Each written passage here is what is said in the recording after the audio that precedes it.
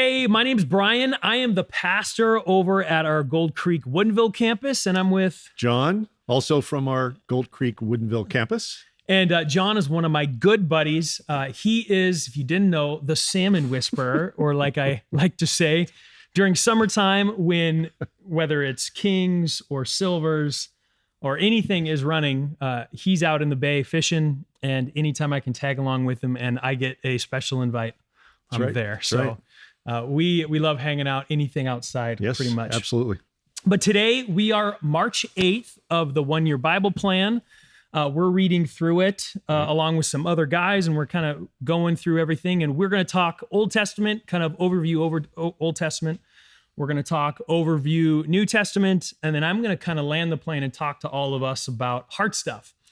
But we're in Numbers, correct? Right. Yep, Numbers 10 and 11. Numbers is an interesting book. The beginning of Numbers is really boring. Really tough. Literally counting the people in Israel.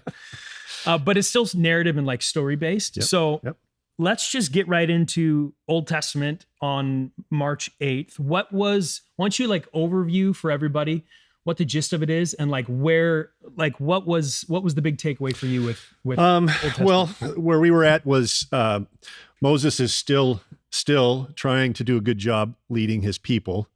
And the takeaway, I think, from 10 and 11 was there were two parts of it that struck me. One was what an incredibly tough job Moses had. It's tough to be a leader. It's tough to lead groups of people. It's tough to lead kids. Here, Moses led the Israelites out of Egypt, kind of a miracle. Yeah. After all of the plagues. Then the Red Sea, then providing food just falling from the sky. And yet after all of that, his people still challenge him as a leader. So it had to be incredibly frustrating. And you could see him get frustrating throughout the early part of the Old Testament, where what is it going to take for me to get through to these people? So I think it's interesting in terms of his will and his stamina and his patience. And so if you ever decide you want to get into leadership, go hit up Numbers, kind of take some tips from a guy that had a really tough job.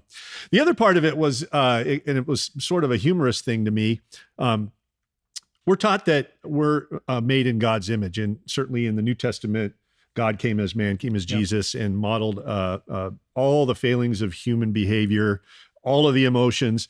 But in the Old Testament, you didn't have that. So how did God manifest himself in characteristics? Yeah. Like I was thinking, he created us in his image and likeness. Well, you could turn that in reverse and say, well, if that's true, then he has to have some qualities that we're familiar with. And so I laugh at God's emotions. He's a loving God. He's an angry God. Yep. He's a happy God. He's a frustrated God. Yep. He's I don't want to say spiteful, but sometimes he's got to show it a little bit. And so the part that stuck out to me was in Numbers 11, kind of near the end there. After everything he's done for the Israelites, now they're complaining that they don't have meat and they don't have chicken, and they had they were acting like it was so great in Egypt. 400 years of bondage, and they're all excited about where's my meat. And so when I was a kid and I was crying, my dad gave me something hard to do. I got that old parental, if you want to keep crying, I'll show you something to cry about. Well, that was kind of the message I think God had with the meat. He's like, okay, you want meat? Well, you're going to have meat in the morning. You're going to have meat in the afternoon. You're going to have meat at night. It's going to be night and day. You're going to have so much meat. Yeah. You're going to be nauseated. And you better hope you're not a vegetarian. Right? Yeah, God forbid. But it was funny that you could see even God would get frustrated. It's certainly something that we can kind of sympathize with. Yeah. What I love is like anything leadership into the Bible, right? And the more you read the Bible, you read about the leaders. Like Moses' job was unbelievably hard. And I know that John, nobody knows this probably, but John was in all different types of leadership at your pre-retirement job at Boeing, where you were before the Pentagon at times. I mean, you had some high-level, high-stress jobs. Yeah. And no miracles. No miracles. But comparing this to like Moses and leading like hundreds of thousands of people. I mean, it's tough. Yeah. Leadership is tough, and Moses was in a hard spot. Yeah, he was. There's just no way around it. He was. Okay, New Testament. So now we're talking Jesus.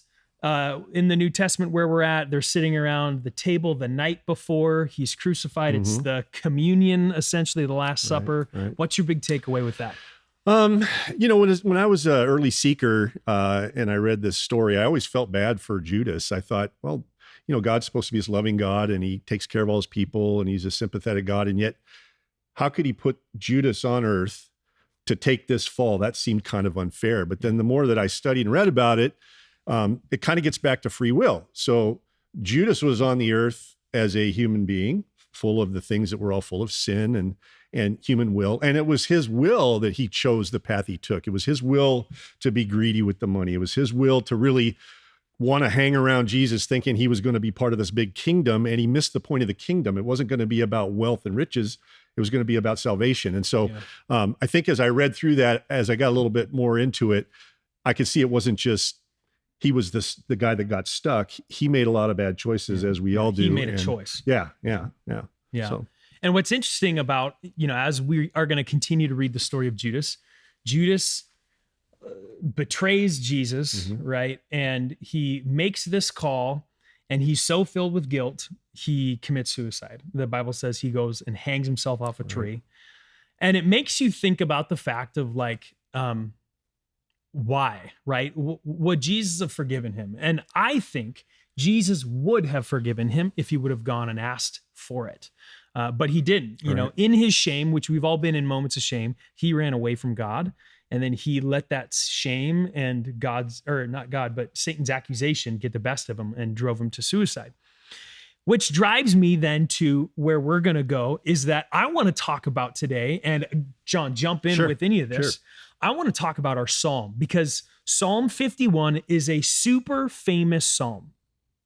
Judas could have been forgiven, I believe, I agree, if he would have come to Jesus and just asked. Jesus forgave the soldiers nailing him to the cross, right? Jesus has forgiveness and still does for everybody. What I love about Psalm 51, if you caught it, this was the prayer that King David prayed of repentance after he committed adultery with Bathsheba. And when I read this, one of the things that I thought about was how lucky are we? We have a transcript of the most intimate part of somebody's brokenness. Right. And I love King David in the Old Testament because King David was what the Bible described as the man after God's own heart. This was the guy who God loved because his heart was so pure in following God. And as you read the early days of David, every step he took, he'd ask God, is this the right step? Should I do this? What should I do? And then you see, we are all susceptible to, in a moment of weakness. I think also it was a moment of laziness where King David sins, commits adultery, kills Bathsheba's husband. And then what ends up the story plays out. Nathan the prophet comes up, calls David out, and David, as every person has the ability to, and Judas did, comes back to God. And he says, Lord, help me, forgive me. And what I love in verse 17 of Psalm 51, it says this, the sacrifice these are David's words. The sacrifice you desire is a broken spirit. You will not reject a broken and repentant heart, O God. And I think of the one thing that God requires of us all, the one thing that God requires of David is a repentant heart, a broken spirit. And all that means is Lord, it's out of my hands now. I can't fix it. I need you. It's one of the most powerful verses in the Bible. You think about as a seeker, or if you're checking out the God thing for your first time, you bring baggage thinking, I couldn't go to church. I'm not worthy. I've got too much sin in my life. And you just point them to Psalm 51 and you have the blueprint for both kind of owning it, like you said, and then also repenting. And God has proven in the Bible that he will provide grace. Absolutely. All you have to do is ask for it. Yep. I love it. And so for you this morning, this afternoon, whenever you're watching this, here's my one takeaway for you. I don't know if you're checking out spirituality. I don't know if you feel like you're harboring or carrying some sort of guilt this morning. I don't know if what you did last night or last week has caught you up where you don't feel like you can get over it. I want you to know God forgave David, and God can forgive you. When you bring your stuff, your baggage to God with a broken spirit and a repentant heart, God says that he forgives us. And so that's my hope, real life hope for you. I don't know where you're at, where you're hearing this. This message might be for you. God might be speaking to you this morning in this message. So any last words, John? Nope. There's the handbook on how to do it there. That's right. That's right. Well, guys, we love you. We hope you have a great day, a great week, and we will see you soon.